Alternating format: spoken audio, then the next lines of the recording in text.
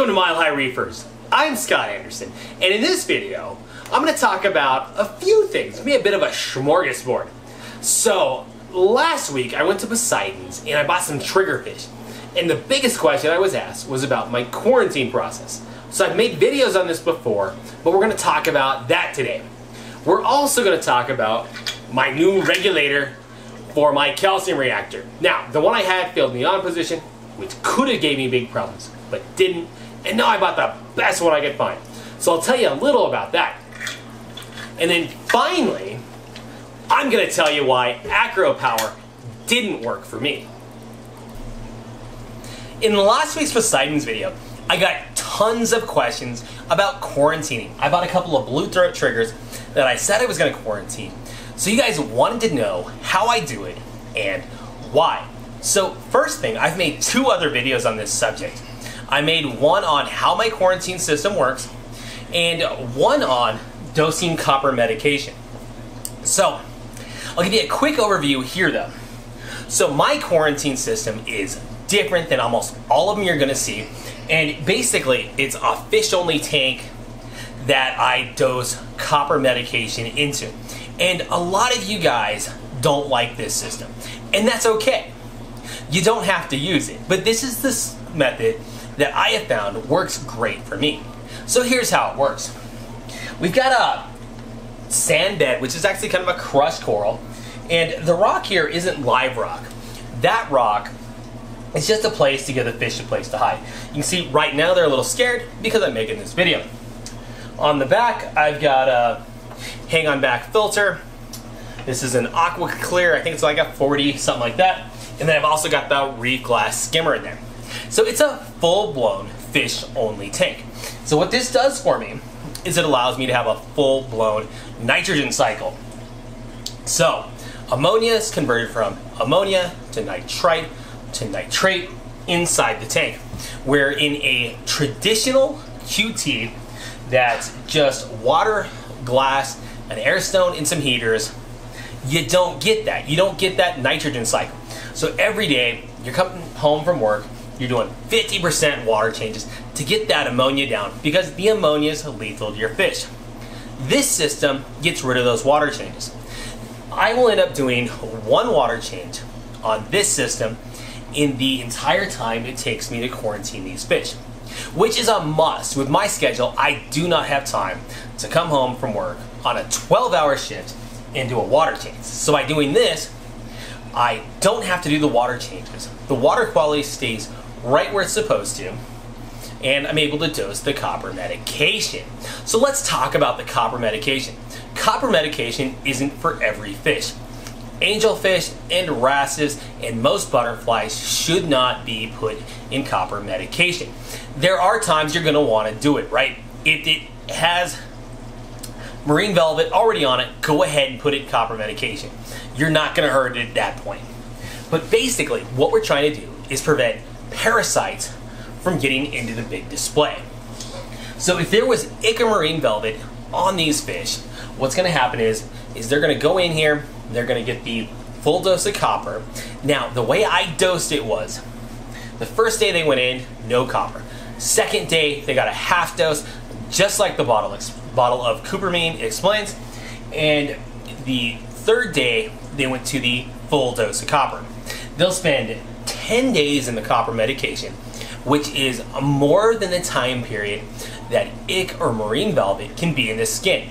So once that parasite comes out, it'll be killed by the copper medication, and there's virtually no risk that it can be alive to go into that tank, right? All of those parasites pretty much die immediately once exposed to copper.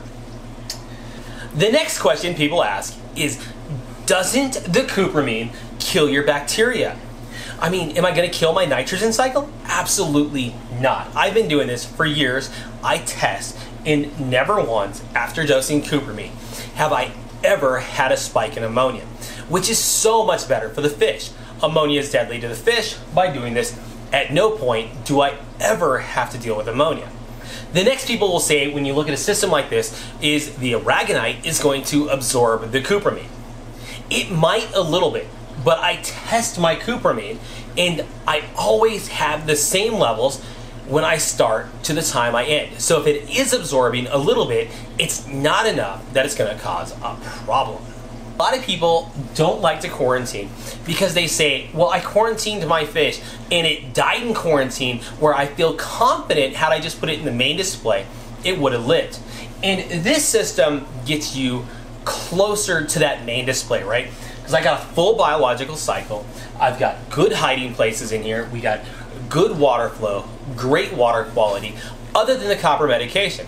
So your more sensitive fish, in my opinion, are going to have a better shot in a system like this. If you don't like this system, as I said earlier, it's okay.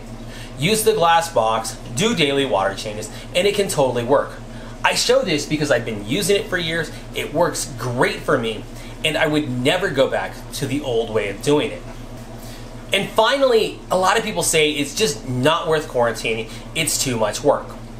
And you know what, every time you don't quarantine, you are risking your entire fish population in your main display. And I just can't afford to do that. I've got thousands of dollars worth of fish, and I have fish that I've had for years that I absolutely love. So I am never willing to risk a fish, which is why everyone goes into quarantine, and if possible, I dose it with copper medication so that any parasite of ick or marine velvet is killed. There's other stuff, any invertebrate parasite will be killed. This will not treat any bacterial infections or anything like that, but at the very least, it's gonna prevent a tank killer like marine velvet from wiping out my tank. The biggest problem I've had in the last week was my dual pressure regulator for my calcium reactor failed in the on position. I've had this regulator for about 5 years. It's a Milwaukee regulator with the solenoid control on it, which controls the flow of CO2 into my calcium reactor. When the pH probe detects that the pH inside the calcium reactor is going too high, it opens this valve here and allows CO2 to go into the calcium reactor, bringing the pH down inside the calcium reactor, melting the aragonite, and maintaining that low pH that's needed to keep the aragonite melted. Now, you want this to be as stable as possible, and unfortunately, I've had this for about 5 years and it's been very troublesome. It would fail in the off position quite a bit. It was annoying, but I could get a hammer or something, tap right here, and it would work for another week or so. The problem is it created instability in my calcium and alkalinity levels, which I think is part of why I've struggled keeping AccroPowers in the past. So this, I think, is a case where a little lesser, inexpensive gear cost me a lot of money in the long run. To combat that, I got a new one. I've got the Carbon Doser dual pressure regulator. Now, this regulator was about $100 new. This one was $320, and I spent my own money on it, so you know I'm pretty sold on it. And the way it's supposed to work is we got 2 pressure gauges. We're going to be able to control the flow into the Carbon Doser, but the magic lies in this little box. I should be able to precisely control the flow of CO2 into my calcium reactor with an incredibly low failure rate. Every review I saw online was just glowing about this, so I'm going to try the most expensive option on this and see how it goes. I actually think this is a case where better equipment in the long run would have saved me a lot of money. Had I bought this initially, I probably wouldn't have lost so many AccroPower and would have saved at least the extra money to spend on this just in dead coral. And finally, it's time to keep it real. When Jake Adams of Reef Builders stopped by, he told me I had to test out some AccroPower. And I did. And I promised you guys I'd try it out and let you know how AccroPower works for me. The idea is it has amino acids that are going to help coral coloration and growth. So I bought a bottle and I tried it. Unfortunately, for me it didn't work, and here's why. The problem isn't the product, it's me.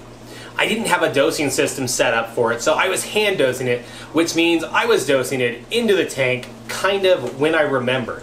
which isn't a great way to do this. So I would dose it and then I'd forget about it for a day or two, dose it again, and really I saw no results. So what I can say is it didn't work for me, but my method of testing was absolute crap. So any failure with AccroPower, I'm totally blaming on myself. So is AccroPower a good product? It probably is. Unfortunately, I did a terrible job testing it. What I think I'd like to do with this is to get a dosing system for my 24 gallon, put this on a doser and really see what it can do in a small tank that doesn't already have tons of coral growth and a good calcium reactor on it. I think that's where a product like this would really shine. But I have no plans to do that right now. Hey dudes, this video is not over. Save yourself a lot of money by buying nori from the grocery store. Thanks for watching this episode of My Haul Reefers. I'll see you on the next one. Peace.